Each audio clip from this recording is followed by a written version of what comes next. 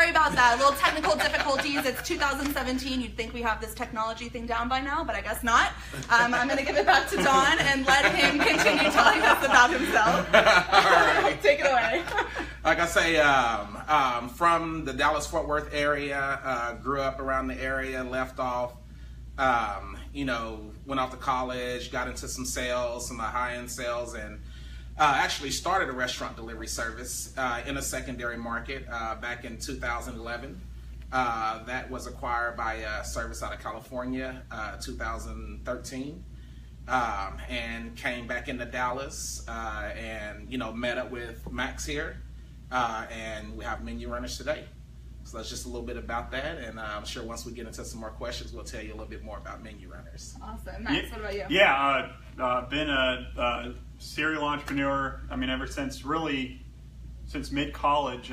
Started an installation manufacturing company and moved to Dallas and been very involved with the deck, Addison TreeHouse.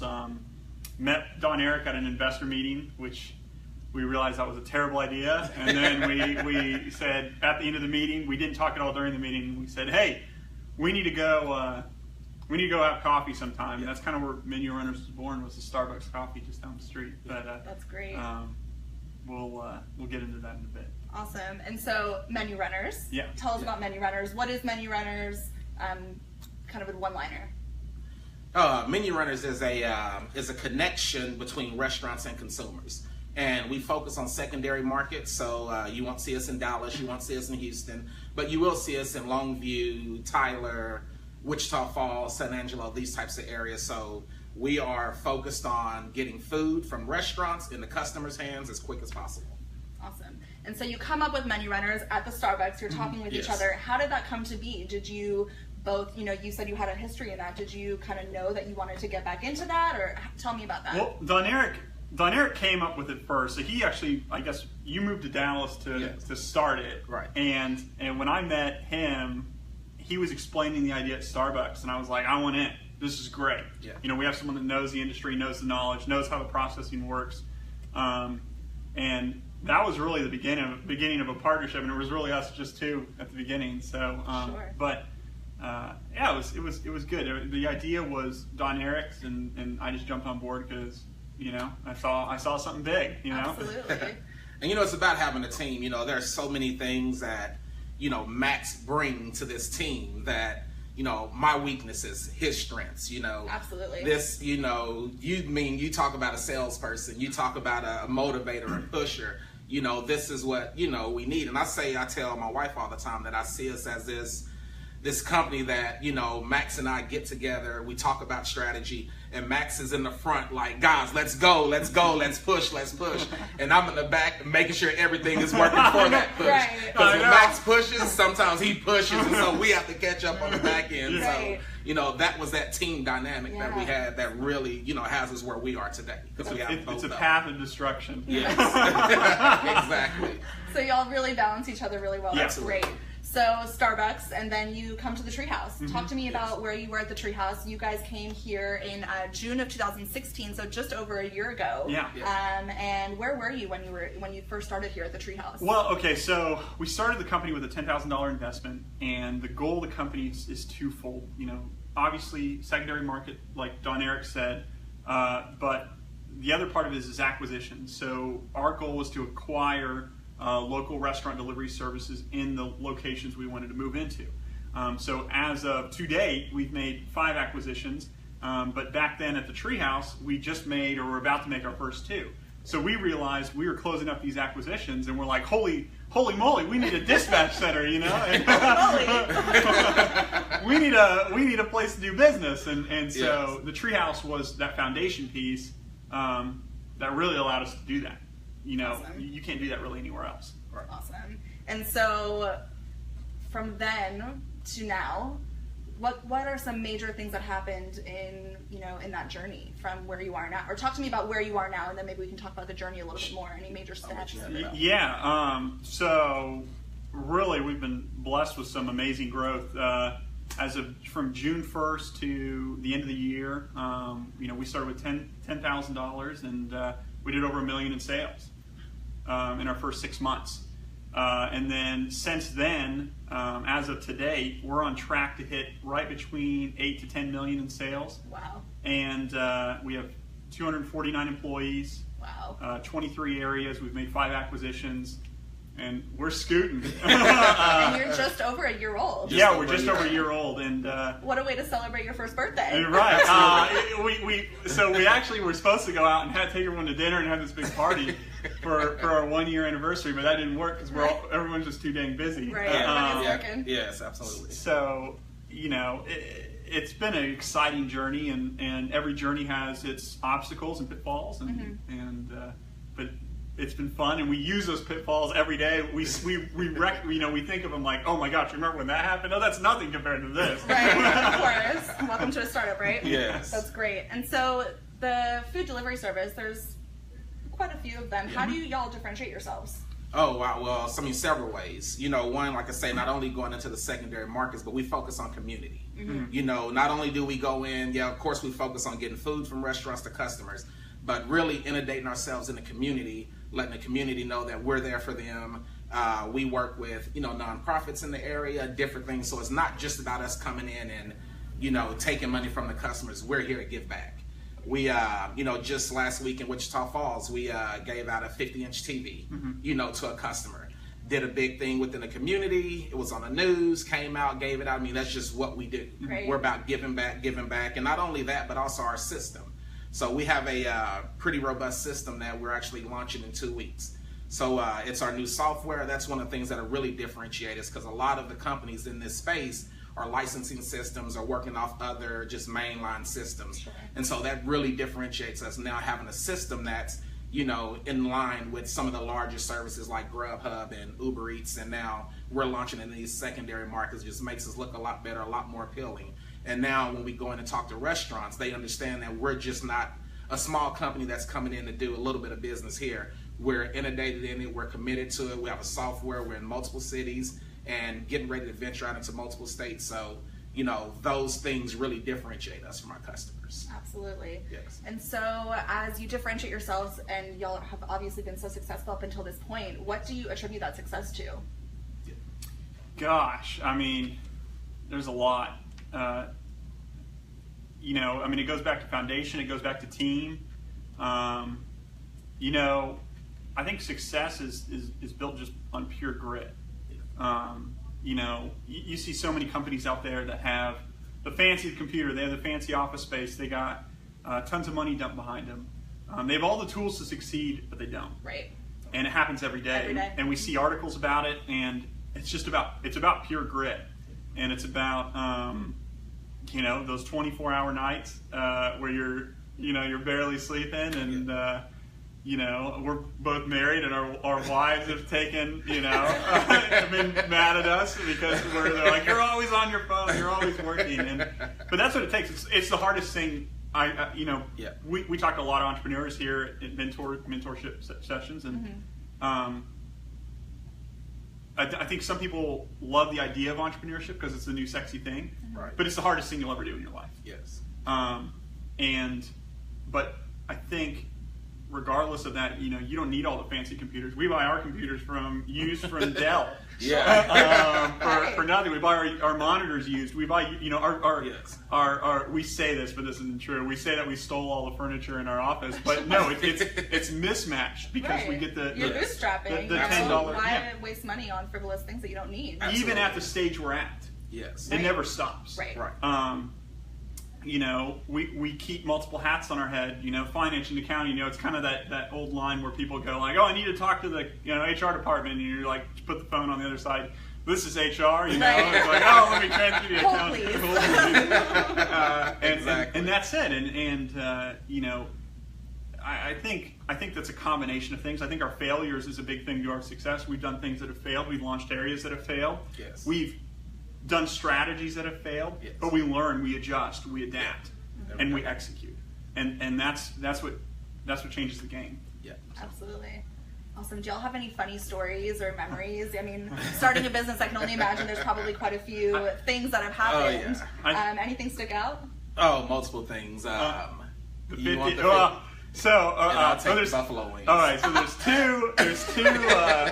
two ones. So Don Eric will take the buffalo wings. So one time I was on a mountain climbing trip and I was exhausted. I do mountain climbing and Don Eric calls me. I just get back. It's like a 14-hour drive and I'm exhausted. Don Eric says, "Hey, we got a major problem." He calls me at like 10 at night. And I'm like, okay, sunburned, tired, and he goes, "We've lost $50,000 and we have no idea where it is." Oh my gosh. And so it was the most scary, because it's not like you can just write, and this is at the beginning, we can't just write a check for $50,000. Right. I don't think a lot of people can. And so we ended up figuring it out, and we got some of it back. Yeah. But a majority of it back. We got over 50% of it back. But now anytime any problem comes up, right. Anytime anyone comes in the office and said we got a major problem, or anytime a regional manager calls us and they're like, "Hey, this has happened," we're like, "Well, did we lose $50,000?" Right. No. Well, then Okay, we're fine. We're gonna be fine. Yes. But the other one was when we started. We started in Lawton, in one of the areas there, or we were doing a test model there. Yeah. And we had a guy there, area manager brought him in to run the area, get things, checking it out as we were, checking through everything. So he's doing a delivery. And someone's ordered like $40 worth of buffalo wings, $40 or $80 worth of buffalo wings. So he's driving to deliver it, and somehow he gets pulled over by the cops, and somehow he's going to jail. So he calls us in the cop car like, "Hey guys, I'm going to jail, but I'm eating all $80 worth of buffalo wings." Oh yeah. So he sat in the car and ate $80 worth of buffalo wings before they took him off. So I want you to so they wouldn't go to waste. Yeah. Oh my. So you could go to Buffalo Wild Wings and get like what, $12 for 15 wings. So you're looking at like over close to 100 wings. Right. And so we're like looking up the flavor, like spicy hot, and it's like, oh my gosh, because he says, "Oh yeah, I'm not gonna be out for a while." And it's like, what'd you do with the wings? Oh, I'm eating them in the back of the car. So the real question is, did the customer who ordered them get their wings? Well, we worked that out. We worked that out. Don't worry about that. Yeah, we got that taken care of. We got that taken care of, but we were just like, another one. Gosh. That is, you never know what's going to happen. Right? Exactly. Oh my gosh. We've had some crazy things. That's crazy. And Yes. so, wow, that's so funny. So what does the future look like for y'all? Any big plans? Oh yeah, multiple things.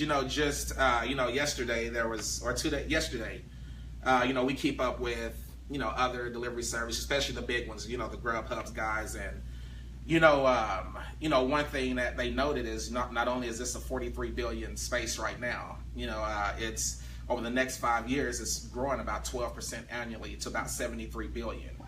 And with so many deliveries going online, we're focusing not only in our secondary markets, but with our system, we'll be able to, tackle other things too, as far as we're in talks with 2 national chains right now about APIing into their system, and now we work strictly with them as well and have delivery partners at every single one of their locations, over 1,600 locations nationwide.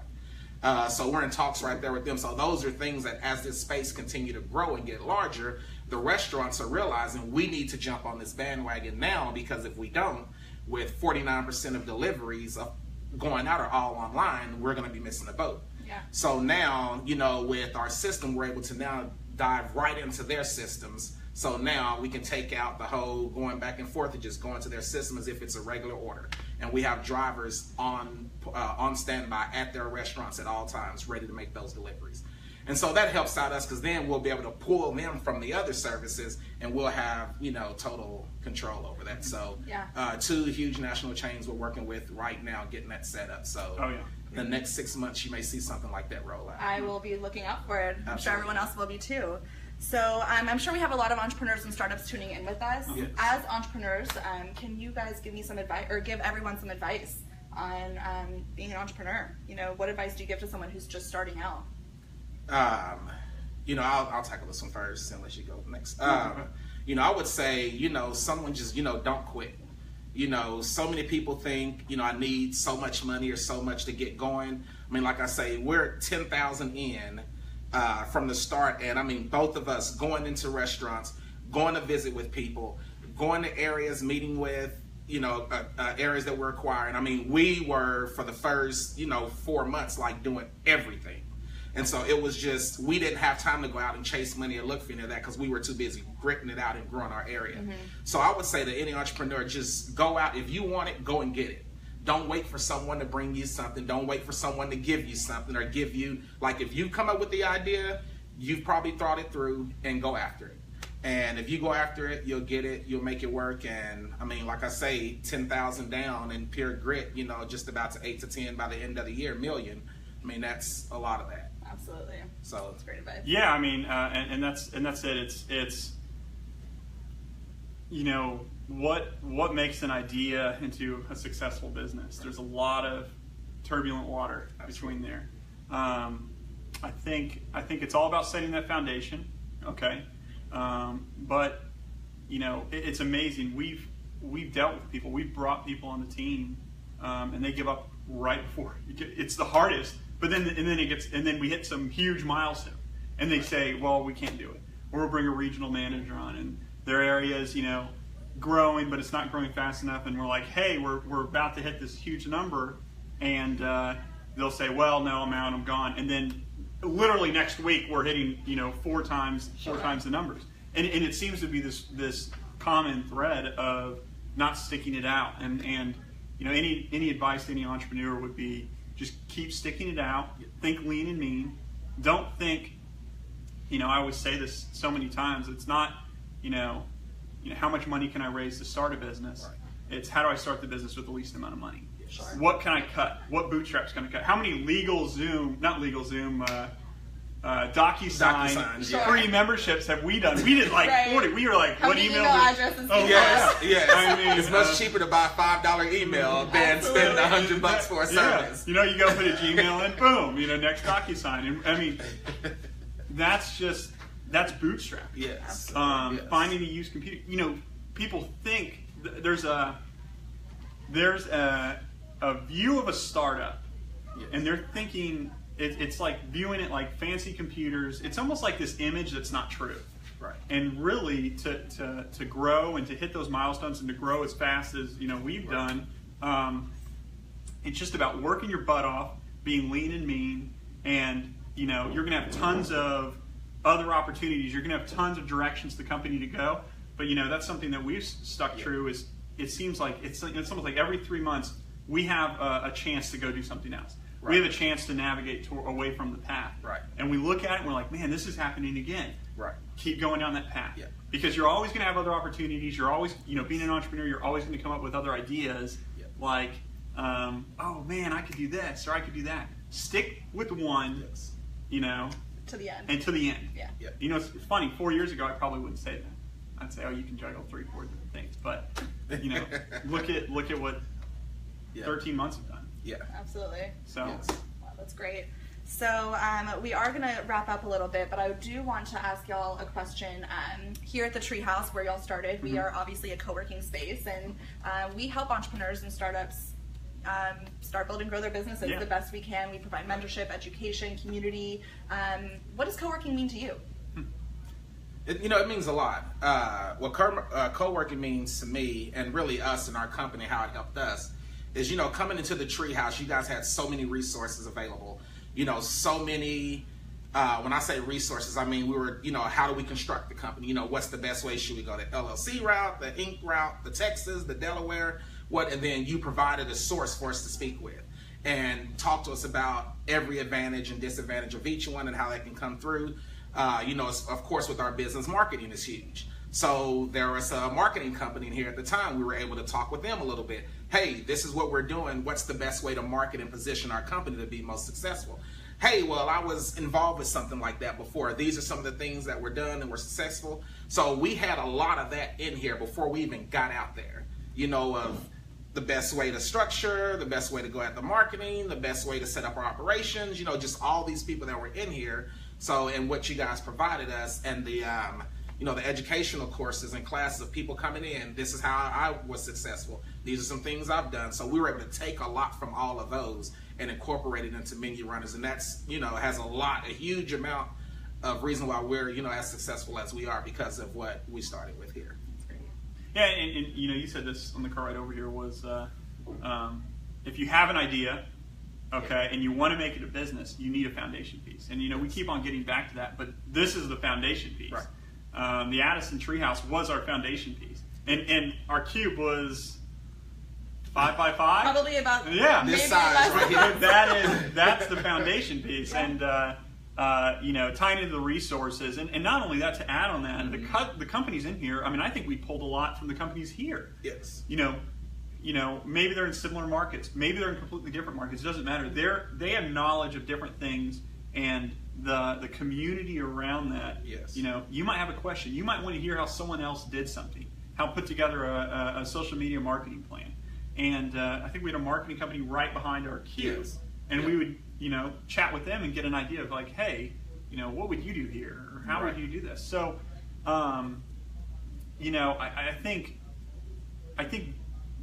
co-working spaces like the Deck and the Addison TreeHouse are extremely needed, because before that, you could have started in your garage like everyone, like the big six, right? But that probably wasn't going to work. Now you're immersed in the entrepreneurial environment with people that are doing the exact same thing you are, and that's what that's all about. Yeah.